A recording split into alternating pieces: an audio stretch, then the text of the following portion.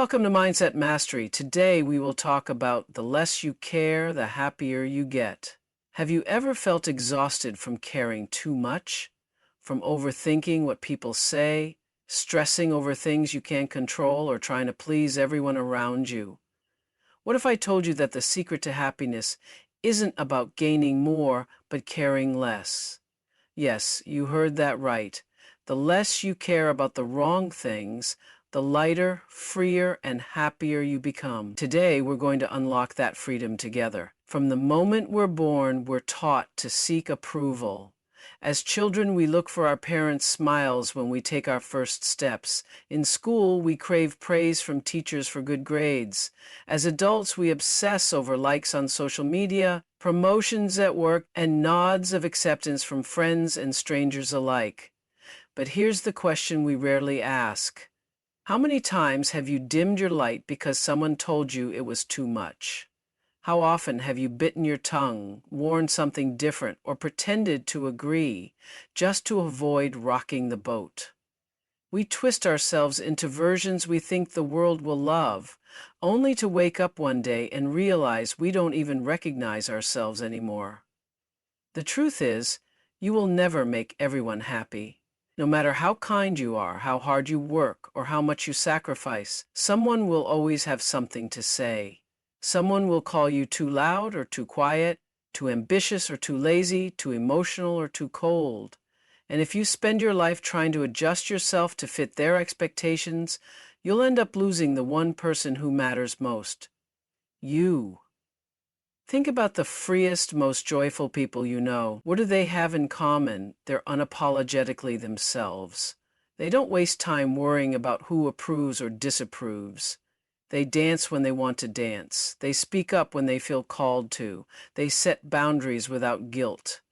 They don't shrink to make others comfortable, and guess what?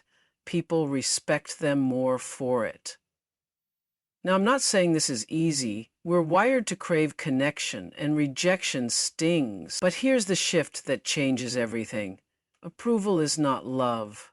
Real love from others and yourself doesn't require you to contort into someone else's ideal.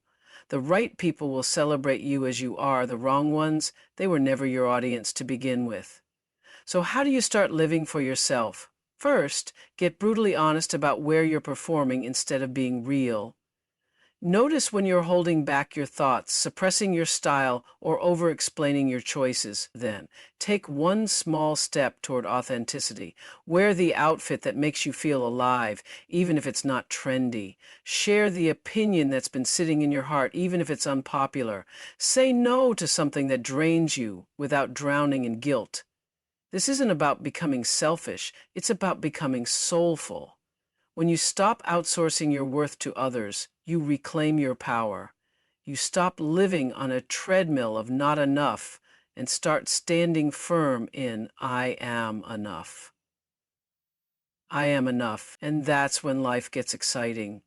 Opportunities find you, relationships deepen, creativity flows. Because when you're no longer filtering yourself through others' expectations, you finally meet you, the real, messy, magnificent you, and that person, worth celebrating every single day. Life gives us a finite amount of energy each day, yet we waste so much of it on things that don't matter. We engage in pointless debates online. We replay old arguments in our heads. We obsess over what someone meant by that vague text message. We say yes to things we don't want to do just to avoid awkwardness. And at the end of the day, we're drained, frustrated, and left wondering where our time and peace went. Here's the truth.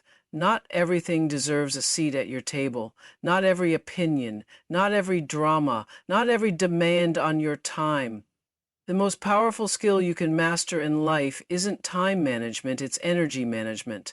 Because when you protect your energy like the precious resource it is, everything changes. You sleep better, you think clearer, you show up as your best self for the people and projects that truly matter. Think about it. How many hours have you lost worrying about things you can't control? That coworker who always has something negative to say, the relative who judges your life choices, the social media post designed to make you angry. We treat these things like emergencies when, in reality, they're just distractions, background noise trying to hijack your focus, and every minute you spend on them is a minute stolen from your joy, your growth, your peace. The happiest people aren't lucky, they're selective. They've learned to ask one critical question before engaging. Is this worth my energy? If the answer isn't a resounding yes, they walk away. Not out of weakness, but out of wisdom. They know that energy is currency and they refuse to spend it on things that don't enrich their lives. This doesn't mean you become cold or disconnected. It means you become intentional. You stop letting the world dictate where your attention goes. You stop explaining yourself to people committed to misunderstanding you. You stop internalizing negativity that was never yours to carry. Instead, you invest in what fuels you: meaningful conversations, creative projects, quiet mornings, laughter with people who get you. You protect your energy like a sacred flame because you know that when it burns bright, you shine brighter. So how do you start? Begin by auditing your daily energy drains. Notice what and who leaves you feeling depleted. Then set boundaries. Mute that group chat that's always complaining. Skip the argument that won't change anyone's mind. Let go of the need to respond to everything immediately. Give yourself permission to conserve your energy for what truly matters. And when guilt creeps in, because it will, remind yourself, self-preservation isn't selfish. You can't pour from an empty cup. By protecting your energy, you're not just helping yourself, you're ensuring you have enough to give to the people and passions that deserve it. At the end of the day, life isn't about how much you do, it's about how much you enjoy. The less you scatter your energy, the more you have for what lights you up. And when you focus on what truly matters, you'll find something surprising. The things you used to stress over, they lose their power, the noise fades, and what's left is a life that feels lighter, fuller, and unmistakably yours. There's a weight we all carry, one made up of past mistakes, old grudges, relationships that hurt us, and versions of ourselves we've outgrown. We lug this invisible baggage everywhere, letting it dictate how we see ourselves and what we believe is possible. But what if I told you that the single most liberating thing you could ever do is simply let go? Letting go isn't about weakness or surrender. It's an act of radical strength, the courage to release what no longer serves you so you can move forward unburdened. Think about a time you held on to something too long. A job that drained you, a friendship that turned toxic, resentment over how someone treated you years ago. What did staying in that pain give you? More pain, more heaviness, more of the same. Now think about how you felt when you finally walked away.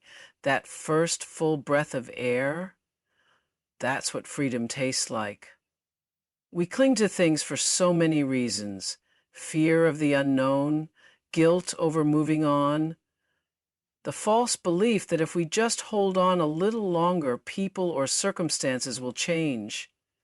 But here's the truth: some things aren't meant to stay.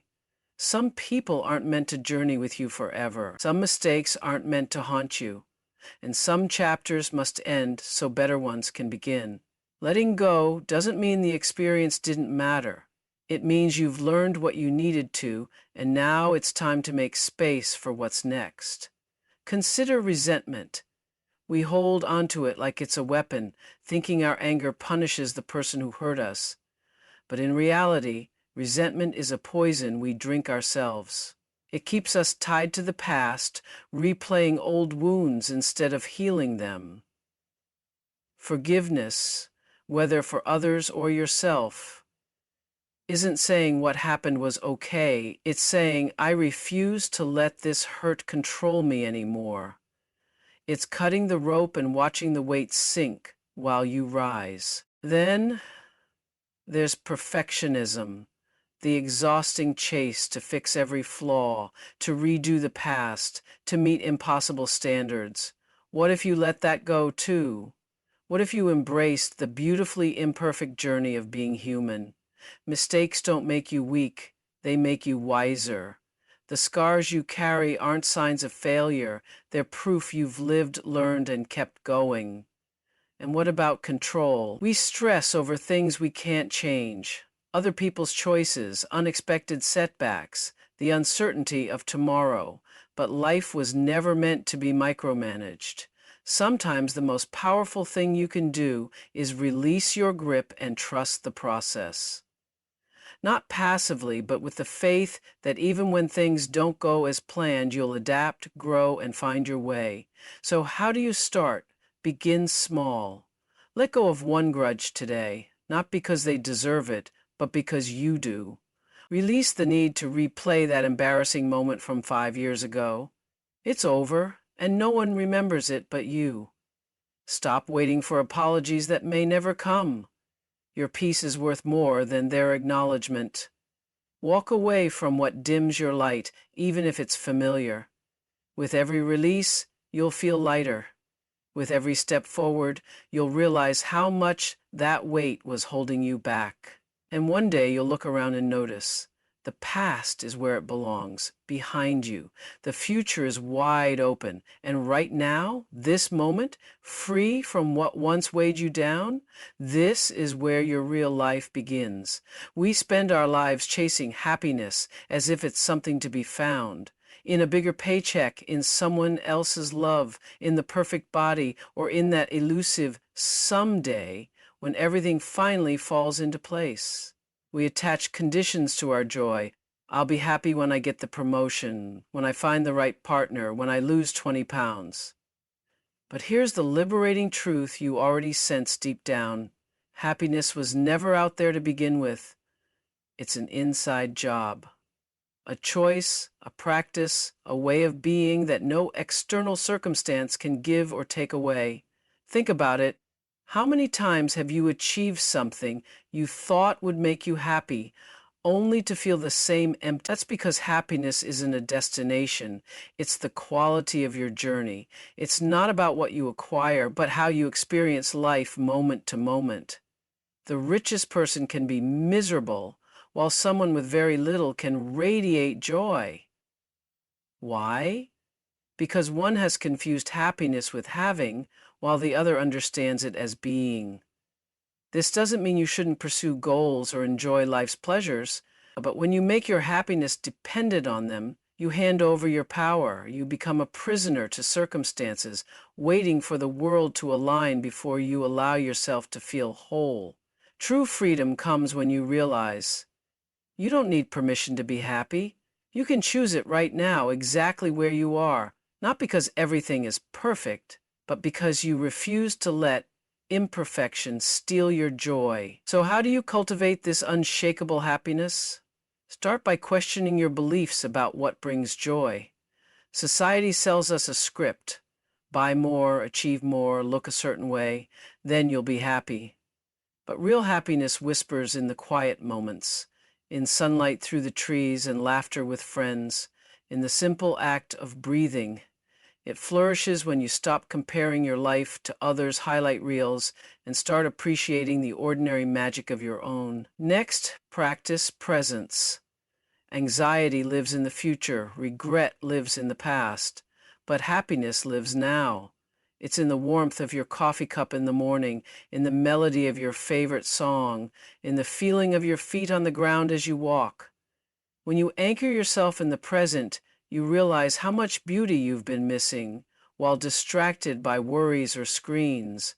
Most importantly, happiness grows when you stop seeing it as something to chase and start recognizing it as something to cultivate. Gratitude is the soil, self-compassion is the water. Meaningful connections are the sunlight. Tend to these daily and watch your inner joy blossom, regardless of what's happening around you. This shift changes everything. Bad days become temporary instead of catastrophic. Challenges become lessons instead of punishments, and you become unshakable. Not because life is always kind, but because you've built a happiness that doesn't depend on it being so. So take a deep breath. Look around. This is your life. Not the one you'll have someday, but the one you're living right now. And happiness? It's not waiting for you at some finish line. It's here, in this moment, asking only one thing. Will you choose it? So, my friends, here's your challenge today. Care less about what doesn't matter, and watch how much happier you become. Care less about fitting in and more about standing out. Care less about being perfect and more about being real. Care less about the noise and more about your inner voice. Because when you stop carrying the weight of the world, you finally feel how light life can be. Now go out there and choose happiness. Thank you.